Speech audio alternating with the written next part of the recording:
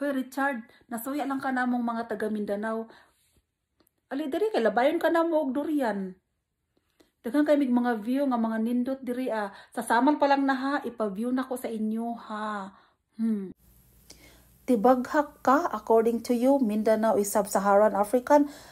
Pa-political expert pa ka. Adtog Mindanao kay tabangan ka na mog labay anang durian sa imong dagway as a gift namo sa imuha. Suya lang ka kay daghang gwapo og lamion diri sa Mindanao. May pa-human development pa ka. Katangkag lagi ang imuhang dalunggan.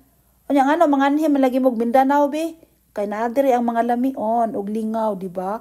Sa Mindanao naapod diri ang Mount Apo, the Philippine tallest peak. Naapod diri ang surfing capital sa Siargao. Daghan po gwapo didto. Nya naa mo diha. Gamay ra. Charing. The safest city in the Philippines. Siyempre sa Davao City. Alangan, kay katong si Tatay Digong panamo ang presidente, dili ang kanang bangag. Kanang inyong mga gipangkaon, hala ipangluwa na, kanang ginatawag nimong taga Southern Europe daw kuno, hala iluwa na kay 40% gikan na diri sa amua. Daray mong dagway naabot sa akong video.